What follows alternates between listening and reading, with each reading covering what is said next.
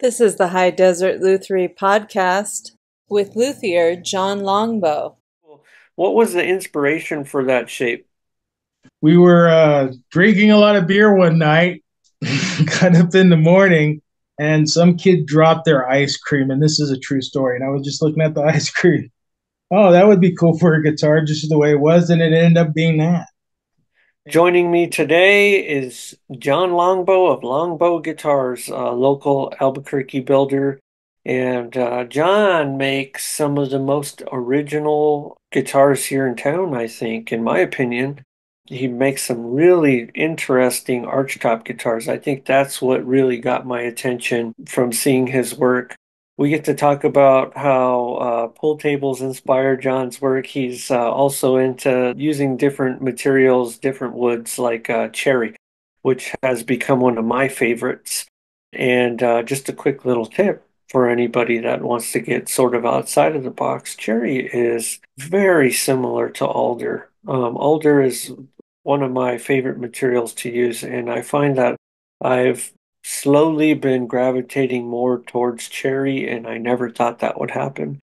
So I really enjoyed hearing that John was sort of into the same thing. I think it's always nice to have connections with luthiers about materials, build styles, that sort of thing. John also shared some of his experience from the last HDLI in December, and I was very happy to catch up with him. He'll be at the next show, the next HDLI in June here in Albuquerque. So you can look forward to seeing some of his new builds as well as some acoustic guitars coming from him. Thank you to John for joining me on this episode of the High Desert Luthiery podcast, and I hope you all enjoy it.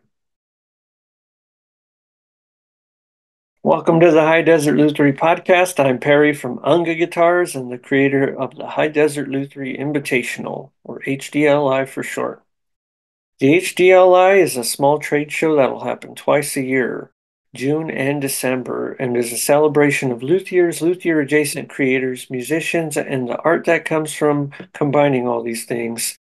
The HDLI supports the music community by providing free booths to the vendors and free admission to the public. All of the participating vendors and musicians are curated by me to create a cohesive, organized event. The HDLI encourages community and collaboration amongst the artists. This podcast is one way to help us all get to know one another. To learn more about the show and the artists, please visit our website, highdesertluthery.com. To listen to more podcast episodes, you can visit our YouTube channel, High Desert Luthiery Podcast. You can also catch our Instagram for updates about the show at our Instagram handle, High Desert Luthiery. John Longbow of Longbow Guitars. How are you today, John? I'm tired. So you're here in Albuquerque, right? Yes, sir, I am. I moved out here 2000. 2003, I'm sorry. Where'd you move from? I moved from Tucson. I went there to cool my jets, and I was originally from Clovis, California. Yeah, I'm from California. I presume that you're from California too. That is correct. Yeah, I'm from the Monterey Bay area. I miss that area. I miss, I miss that area. I miss the whole Northern California thing. It's a really nice area. I miss things about it. Now we haven't been back there in many years. I don't miss the traffic though. Oh no, no, no. The traffic sucks there now. I was just up in Santa Cruz, and the Dream Inn looks different. It looks clean. So Wow. it's clean and it's regentrified. Everything. Oh, it's different from when I used to hang out there. But Right yeah, on. California is where I'm from at. Central California, next to Fresno and Clovis, smaller town, which kind of got bigger. But yeah, moved out here, bought a house, cheap. So Yeah, New Mexico is good for that. So yeah. how long have you been making guitars?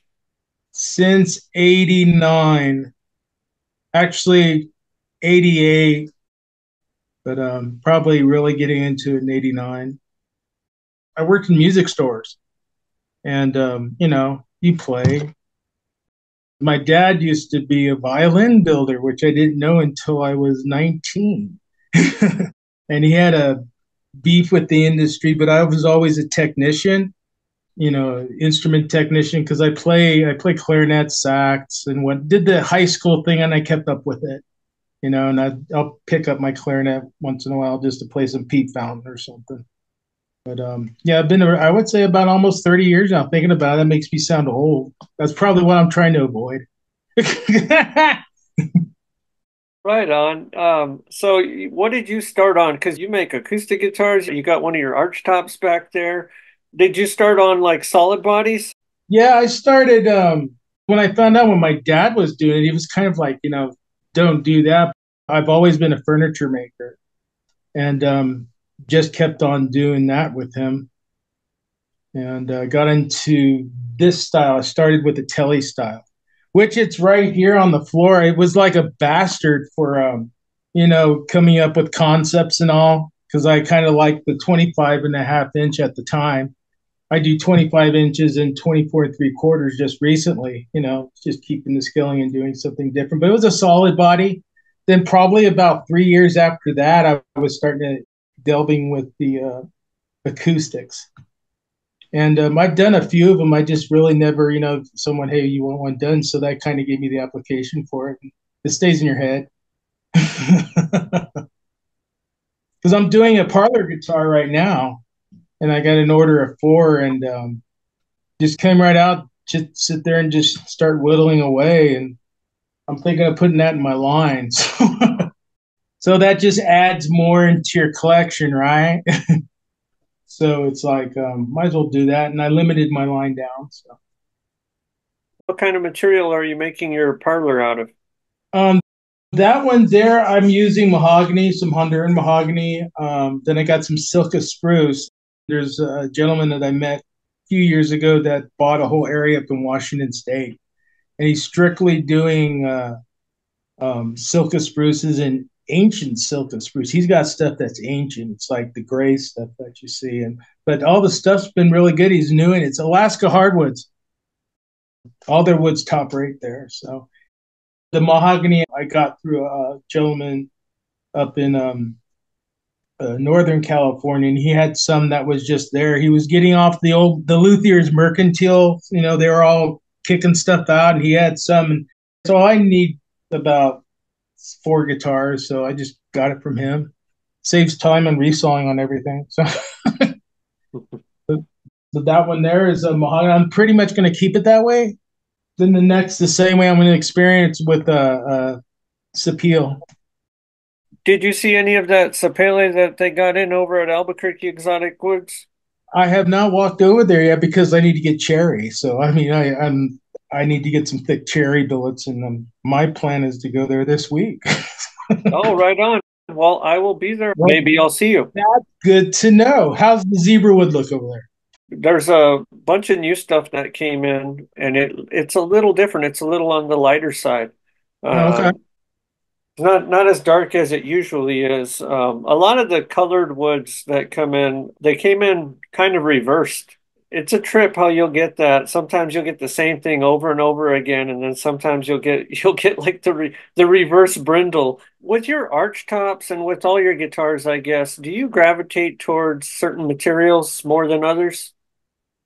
I kind of stick with the norm, so to speak. I try to get out of the norm on my stuff, but you look at say a Gretsch or a Guild. Guild is an instrument that I really like. The hardback, Silka spruce top, nothing really special. Keeping up with the norm that way, except for my body design. I get a good tone out of it, and I don't want to really, unless the customer asks for it, make it really exotic on the pipe, but get it to the point where it's like they can actually drop it and still plays right. And this sounds good for the tone that I'm hearing, that I want to hear. So that's what I like using. Pretty much normal stuff. The only thing that's not normal is cherry. I use cherry on my backs and necks, and the Silka spruce top, but that's the only deviation because I'm a fan of cherry. The flat top hollow bodies have the Silka spruce on there also. Building furniture and pool tables before, cherry was always in there. I use a lot of veneers. certainly wood out of New York I've been dealing with for about, God, 25 years. And I'll experiment with one of those. But when it comes to the arch tops, I'll use a maple on it. I'll use a goat cherry with it. But when it comes to that, it's built the same way as an acoustic. So I go the same route with that.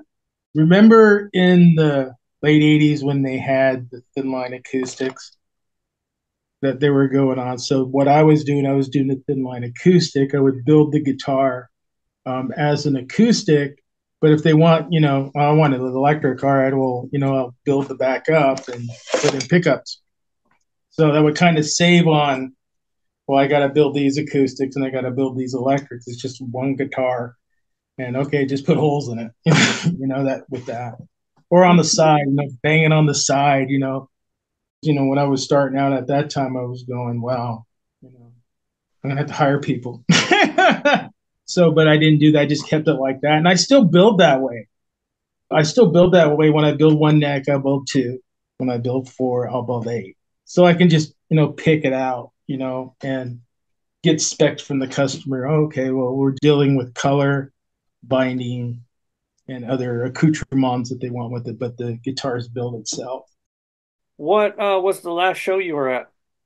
The last show I was at was yours. Then I do a lot of work in Massachusetts, Connecticut, and New York. I got into with like the East Hampton builders there in Massachusetts. I go with those guys. Springfield Music, I've worked with them. One in Connecticut called Dave's Music. And Dave's Music, when they had the bad so-called recession and a lot of those boutique stores, some of them went out of business and some of them just laid low. And this guy was the one that laid low, and now he's bringing his stuff back up, and he's making a better profit and whatnot. So I kind of was tagged along with. So with the arch tops, those guys get those. So your shape is pretty original, and I think that was the first thing that I noticed when you showed up in my social media feed. I was like, oh, wow, somebody's doing something fresh. This is really cool. What was the inspiration for that shape? We were drinking a lot of beer one night, got up in the morning, and some kid dropped their ice cream. And this is a true story. And I was just looking at the ice cream. Oh, that would be cool for a guitar, just the way it was. And it ended up being that.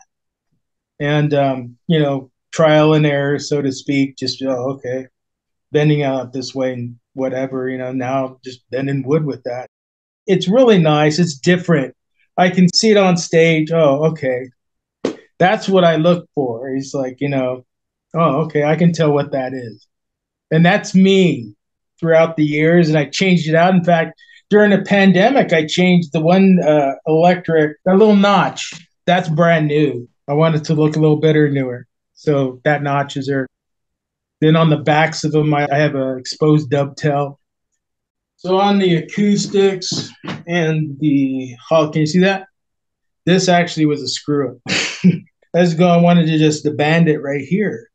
So I had my router up, boom, oh shit. So I just took my angle and went with that. Then I got into the dovetail, reconformed the dovetail with the block. I was saying that looks cool. So when someone's looking at it, they can look at it to the back. Then they also have the front. I remember seeing that at the show, and I don't think I've ever seen anybody do anything like that. It's ballsy. Very creative. You know, a few people that I was talking with after the show, they were like, hey man, that guy with those arch tops, like, I've never seen anything like that before. And so, I wanted to pass that on to you since I haven't had the chance to catch up with you since then. Are you going to be bringing any of your acoustic, your parlor guitars to the next show? Yes. One of the guys who kind of works with me, I'm building one for him also. And I said, hey, yours is on the block. Yours is going out there. So that means you're going to have to do some Ric Flair and walk around and say, this is my guitar. But put it back on the stand. So that's going to be out there. It's keeping a standard. That's what I'm also trying to do now, is keeping a standard. So it's like, okay, when I make my necks and so on, the standards are, I don't have to worry about consistency. And that's what I'm trying to do as a single person. It sounds production like, but it's still handmade. Well, I think a lot of us try and gear ourselves towards being more efficient, being more streamlined. and you will find pockets, right? You'll find a pocket where, like, 3 is the sweet spot, for instance. And, why just cut out one neck when, maybe, 5 more minutes I can cut out 3 necks, possibly have 3 to choose from, because sometimes it'll happen where you might cut into a block and find a flaw or something, or just be like, hey, this one feels better for the situation. I think a lot of us, after, we get into it for a few years, and especially when you get busier with other things, when you do have time to get into the shop, it's like, all right, we got to make shit happen now. I appreciate you bringing that up. So it's just you and your shop. Since you've been at it for so long, do you ever take on like apprentices or helpers? I haven't lately. What I have been doing is doing guitar lessons, which is I haven't done that in years. So, I mean, I'm getting back into it that way. Maybe down the line I will. I mean, if things go the way I want them to go, then yeah, because there's an advantage to that. There was two guys that worked with me when I was in California, and they're working at other guitar shops. And sometimes if I need them, they've worked there long enough where oh yeah, I have a couple weeks off. We'll bang them out, and I don't have to worry about anything. There's the plans for that. I look at these guitars as furniture, good furniture, because I'm used to working on like old highboys. My first job to get into woodworking was for a pool table manufacturing company, and this guy would find old speakeasies, and you find old Brunswick, the whole thing in there. And then during the times like around the 50s, 40s, even back farther, humidors, bars, cabinets, all that stuff. Then you have to go and take up all the tar from cigars, and you realize how old these things are. That's where I interpret it as furniture. Even the ones that I had over there at the show, it's an inlay that you can get that's off of old marquee tables and old Pennsylvania tables. The angle is you can buy it. And so that would look good on a guitar. Hell, why not? Because everyone's doing the stripes down there, and I've been doing that for I would say the past 10 years, and that's actually cool because I'm in the lines. And if you see my stuff, there's always a veneer or something that's there in the line, and that would be cool to just to let people hear you do this, put this on a box, they look good on a guitar too, but put it on a box. So yeah, maybe later on down the line, like I said, before I get tired. Oh, what kind of pickups are you putting in your arch tops? I've got Duncan's in there now. There is a friend of mine that's up in Six Nations up in Canada. His name is Jay Warner, and he's winding some stuff, getting into it. And he's putting out a real nice pickup. At your show, I was seeing some pickup people saying, oh, I could probably use their stuff. They're here now, because there was a time where you have to, go online or something and get a nice pickup. I get stuff out of all parts. The Razor ones, they do good for me. I mean, I'll put those things in there, and I go for the whole guitar sound because sometimes a cheap pickup makes a nice guitar sound good. That's a very good point. It's a wild phenomenon. Like, it's something that is very hard to get guitar players to understand. Like, you don't need a brand name to make your guitar sound good. A lot of Yeah. times you need a good player or even a decent player. But, just from the standpoint of finishing a build, plugging it in, strumming it, a lot of times some of these really inexpensive, like I'll just call them generic pickups. They're not a name brand, although they're made in the same factories that most of the other name brand pickups are. They get it done. I can't really distinguish a whole lot more in those generic pickups than I can in hand wound pickups. And I think the reason why I might lean towards, a handmade pickup is for a custom look, Yeah. or it's one of those situations where I have a sound in my head and I can call this pickup maker up and say, "Hey, look, I have this sound in my head. This is the formula I'm using. So these are my woods. This is my scale length. Like, can you throw a dog a bone?" And it's really good to have those kind of pickup makers to work with. And we'll have 3 or 4 different pickup makers at the next show, along with all of the guys that are starting to make pickups here that were at the last show. It's a really cool thing. Like I tell people, like I make pickups now and then. I am nowhere near as good as some of these other guys, and like the technology's come a long way too to make it really easy. Like somebody came over and was looking at my pickup winder that I made, I don't know, 15 years ago or something like that, and they were like, "What is that?" What what is that? Yeah, I still use an old Stuart McDonald dovetail bit, but I sharpen my. So he goes, "You need a new one." I said, "Yeah." It's amazing how long a lot of those tools last from StewMac. I was talking to somebody about that recently, and a lot of times they're one-time investments, like their fret slot cutting saw blade. And I mean, decades later, they still work, as long as you maintain them, don't drop them. It's amazing. It really is. They do a good job, especially considering that they're one of the only tool manufacturers for what we do. They do a tremendous job, and I don't get paid to say that, just so everyone knows. I still have when they were coming out with them for the Dremels. I still have the same one. Hmm. So Yeah, that same. a long time ago. Now they're pricey as hell. Right. Okay, another builder came over to my house and he was looking at my router table and, just a bunch of the different things that I had. And he was like, "Hey, man, like, I was looking into getting one of those and they're like around $1,000." And I was like, "Really? That's wild." Like, I paid 200 bucks for mine brand new with the router. Like, Damn. damn, that's getting up there now. That's pretty wild. Wood prices, like I remember times where wood shops couldn't give Cocobolo away, and now it may as well be ebony to me. Like it's I love that wood, and I'm just looking at the price tag, going, "Oh man, It's ridiculous. wow." It's really bad. That's why I keep with my woods that I have now because cherry stays at a okay price. Stick with the same woods, but when it comes to the higher ends like that, I mean, even Koa now is ridiculous. Ridiculous.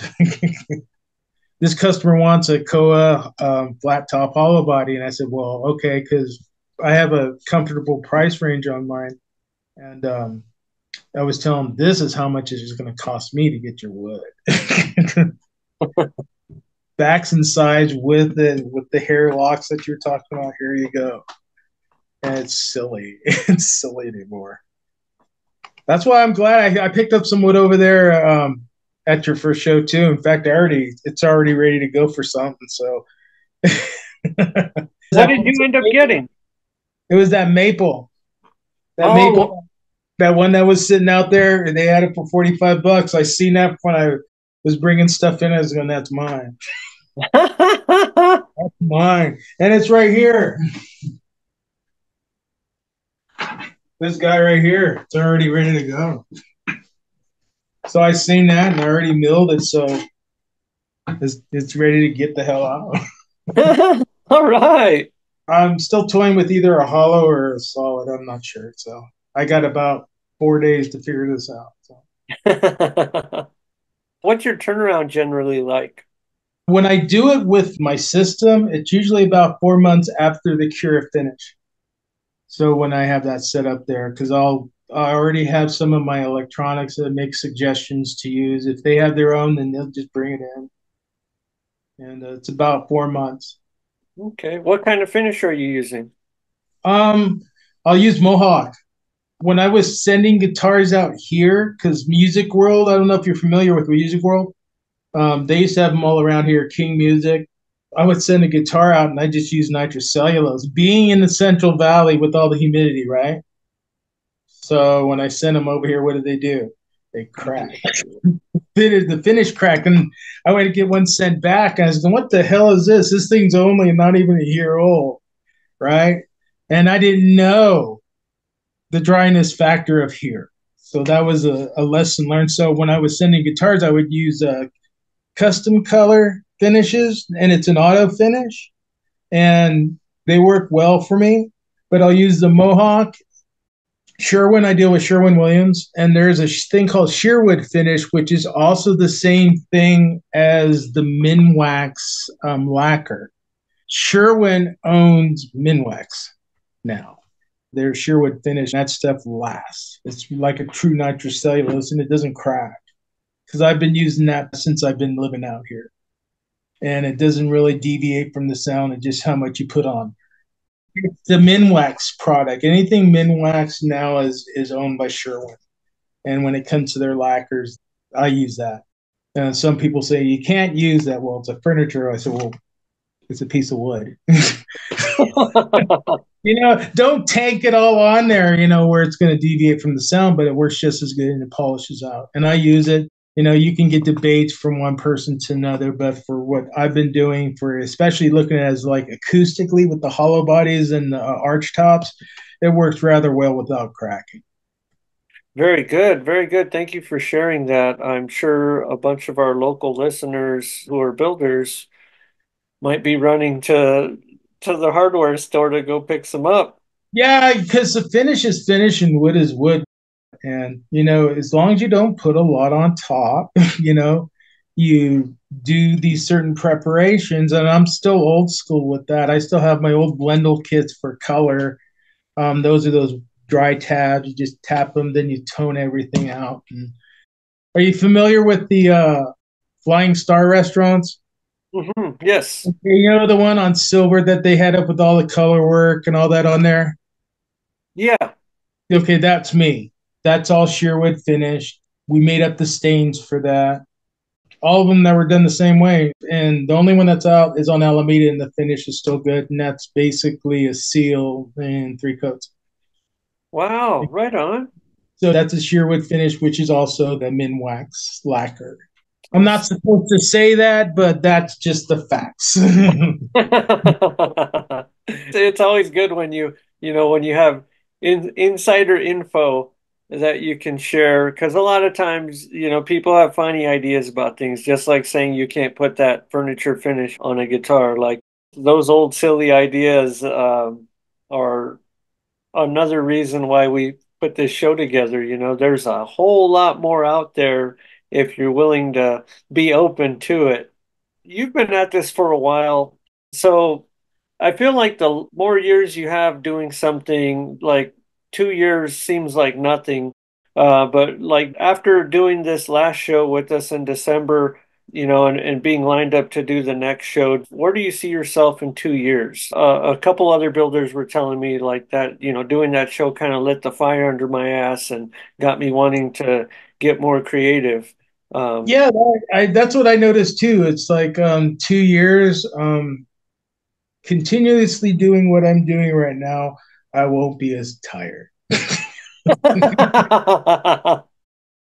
But that last show was a different scene. I mean, it was just like there was no, grandstanding. In California, some of those shows right there, there's these guys just trying to do the Ric Flair kind of thing, and you're just trying to get to know them or something like that, or you haven't been in the business long enough as I have. Okay. But here was like, I was kind of expecting some of that because, to be honest, I've stepped on some toes here.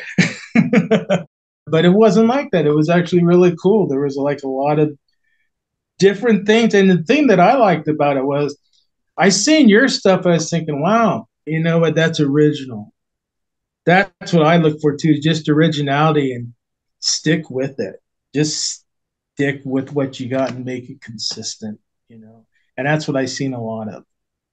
Someone on stage, someone seeing you playing it, they know exactly what it is, That's you.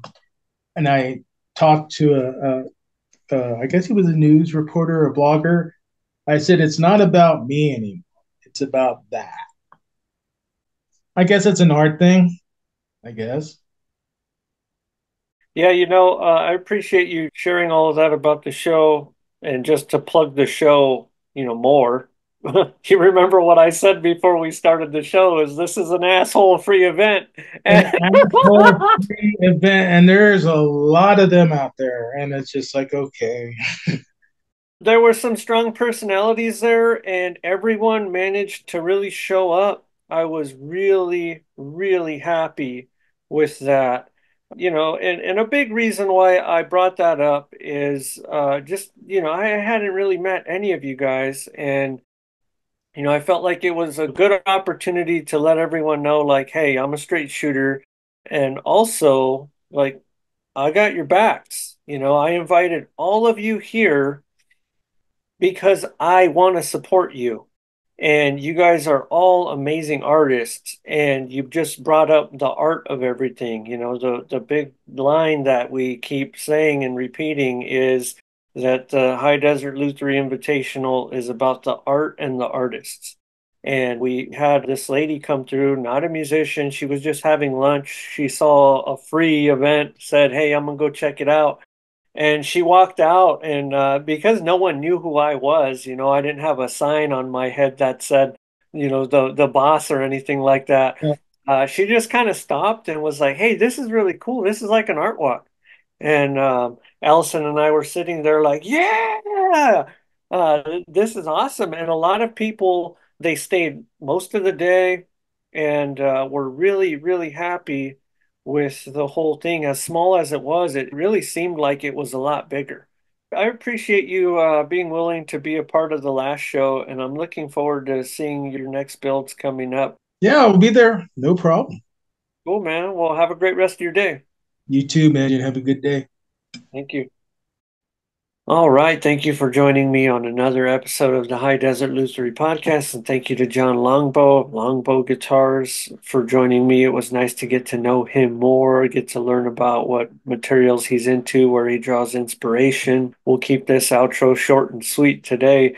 To learn more about the event, the HDLI, you can visit our website, highdesertluthery.com, where you can find information about all of our vendors, our musicians, along with links to go wherever they have anything going on. To listen to more episodes of the podcast, you can go to our YouTube channel, High Desert Luthiery Podcast.